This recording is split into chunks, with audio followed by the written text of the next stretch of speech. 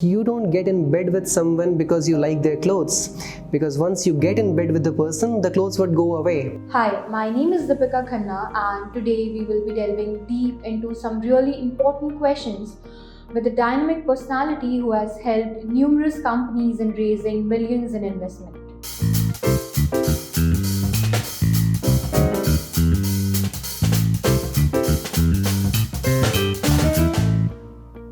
Hi Abhinav, thank you for taking out your time from your busy schedule. Today we would be asking you some questions which will be really helpful for all the startup founders and established enterprises which will burst some myths about the investment. So let's get started. Hi Deepika, thank you for having me here, and I would love to answer the questions that you have.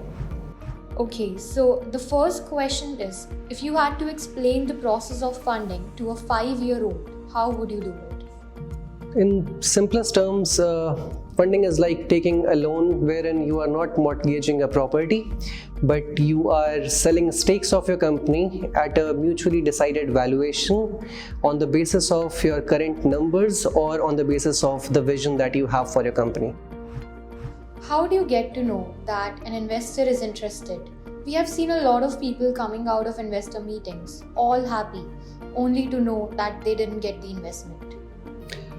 So many times investors ask questions that are not as straightforward as it looks, and these questions are signs that you should not go gaga about the meeting. And a lot of times they make statements like, I really like what you are doing, can you send us the copy of your deck, what is your valuation expectation, do you have a lead, what is the timeline for the raise, and I will talk to my partners about this, and can you keep us up to the rate. So these are some of the questions that investors make, and what they really mean is, I really like what you are doing. See, investors have a brand reputation to manage, and they generally are not straightforward with their answers and would always be complimentary, for a simple reason that entrepreneurs at times get offensive when investors don't see eye to eye.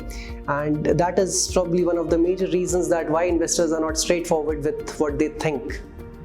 Can you send us the copy of your deck? See, investors never want to burn bridges. A lot of times they want to see how you are doing in future, and this deck can be just for that, so that in future when you are having a follow-up meeting with the same investor, he uses this deck as a point of reference. Questions about valuation, leads and timelines can just be for the record keeping and should not be taken ever as a positive inclination of the investor.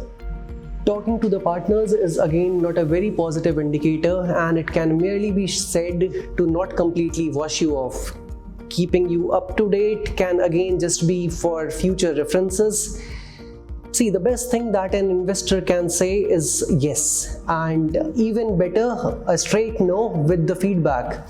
But again, understand that investors are not built to say no, because they want to keep their options in the future open. Closing an investment is like sales, where you are not actually selling a product but selling equity of your company. End your presentation like, this is our story, and I would love to answer some of the questions and find out if this is something which you would be interested in. And then see the kind of question the investor asks, and that there would give you an idea where this discussion is actually going. So what are some of the positive indicators if these are not? So if during the meeting or towards the end, if investor tells you about how your firm can be complementary to a few other investments that he has made, that is a very strong indicator. Another strong indicator can be, instead of you asking for a follow-up meeting, if your investor asks for one. And another very positive indicator can be if investor asks you to meet someone up the chain. Probably the first meeting that you had was with an associate. Now he wants you to meet with a managing partner or a senior partner. That there is a very strong indicator. Another strong point or statement that an investor can make is, would you want to present this in a partner meeting? That right there is a gold, and now you know that you are hot. So towards the end, always leave with a strategic next action points. ask your investor if you should, when you should have a follow-up meeting. If he says that he has a partner he wants to discuss it with, ask him if you can reach out in 2 weeks. Ask your investor if there is something tangible that needs to be done, like if investor wants to see 1,000 downloads or you reaching $1 million in revenue, and ask him if that is the right time for you to reach out to him for a follow-up meeting. Remember, everyone likes people or ideas who put their actions right where their mouth is. So if you are setting a benchmark in your first meeting and following up on those benchmarks in your second meeting, that is one hell of a presentation that anyone can do. So now my next question is, how should one define a go-to-market strategy? So every time an investor asks this question to a first timer, he gets it completely wrong. So when someone asks you a GTM strategy, they are actually asking where your early customers are and how you are going to get them. So your go-to-market strategy has to be like fishing. Remember, everyone wants tuna, but at the end of the day, it is a fish, and you are raising funds to survive, learn, and live another day. At Techugo, we are working with a healthcare company, and when we asked them their GTM strategy, they said that they have a list of every top hospital in the country, and that is where they are going to launch their product. That right there is such a wrong strategy. Reason being, every company in healthcare, funded or startup, would be going after these top hospitals. Reason being, they have big revenue. But do you understand that the decision making is slow? And even if this, and when I say slow, it's like 12 to 18 months long. They are not very prompt in giving you feedback. So it's like everyone going 1,000 miles within the ocean, 100 miles in the ocean in search of tuna, and then how many of them do you think would actually find tuna? Effective strategy can be stay back and fish where there is no one. Go after the smallest hospital possible and the newest hospital possible. The advantage with these hospitals would be that they would have quicker decision to make. They will give you the feedback which is of utmost importance, and even if you fail, it won't put a dent on your brand, which is very important.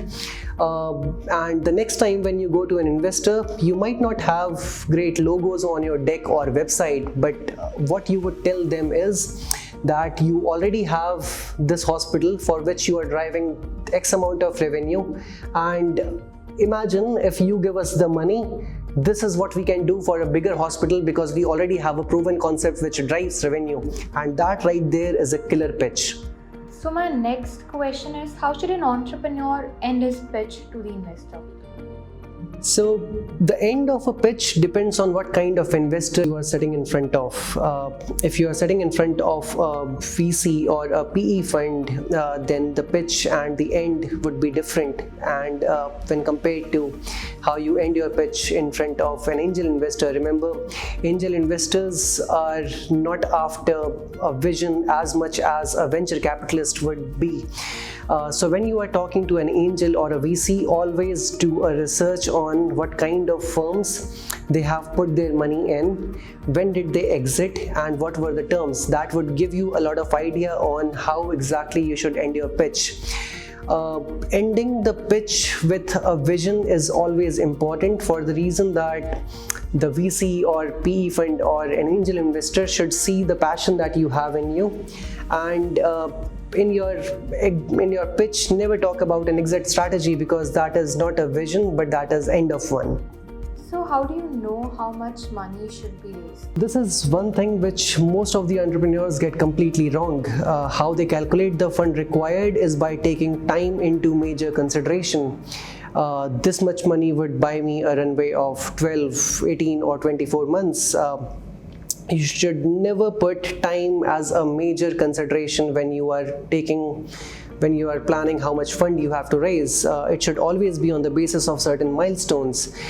Investor never cares about how much time his money is going to buy you. Instead, the thought process should be that how much money is it going to be needed in order to reach X number of customers or Y number of downloads or monthly or annual recurring revenue. Generally it takes ARR of 1 to 2 million USD for a firm to reach Series A or B. Getting FDA clearance can be another great benchmark. It takes a lot of money in order to get these clearances. So these are some of the ways in which you can kind of figure out how much money you have to raise. So the question stays, how do you calculate how much money is it needed to kind of reach these milestones? See, startups are pretty good at figuring out what their expenses are and are horrible at calculating their revenues. It is important to understand how much money is flowing in and flowing out in order to understand how much money you have to raise. Most of the times you would undermine your expenses and you would overestimate the revenues that are going to flow in, and the resulting difference becomes huge and almost everyone gets them wrong. So once you have figured out and calculated your expenses and revenues, are at least 4 to 6 months of buffer. Generally it takes 4 to 6 months in order to close a round, and you never want to be in a position where you have hit a benchmark but you have no funds left to run an operation. So in conclusion, my last question would be, a lot of investments go bad. We have seen founders being ousted or someone replacing the leadership. According to you, why does that happen? So there are mistakes that founders do while signing the term sheet, and it generally happens because founders get really happy after seeing the number or the valuation that they are getting, and they take their eye off from other important things that we have in the term sheet. A lot of times founders are not getting the positive vibes, or they don't like the investor a lot, but still they say yes to the investment because either they are desperate or just because they have taken their eye completely off from the other things that they have in term sheet, and they are focusing a lot more on valuation and the numbers than they should. That is such a huge mistake, because you don't get in bed with someone because you like their clothes, because once you get in bed with the person, the clothes would go away. And another important thing that a lot of founders miss in the term sheet is what kind of protective provision and veto rights are they giving to the investor, and all these little stuff that is in there. Founders don't kind of put a lot of emphasis on that for multiple reasons. One, they have little or no knowledge of legality around the term sheets. Another thing that a lot of people and entrepreneurs don't understand is that these term sheets are non-binding, and once they have signed it, they start partying and sharing news on social media, which reaches and catches attention of people who should not know about it in the first place. And a lot of times these investors back out because they saw someone saying something, or they heard someone telling them a story about the company they're about to invest, and they back out, right? So this is something which you should never do while you have just signed the term sheet and not the actual contract. Thank you for your time, Abhinav. It was really nice to know your thoughts on investments. Thank you. So if you would have to summarize everything at the end, how would you do it?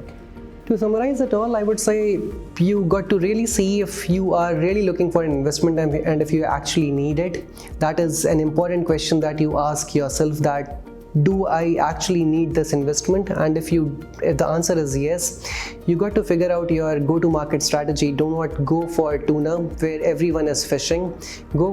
Stay back, go for the customers who are easy to get, who will give you feedback so that you can kind of understand the feedback, incorporate them in your product, and then move on to the next league.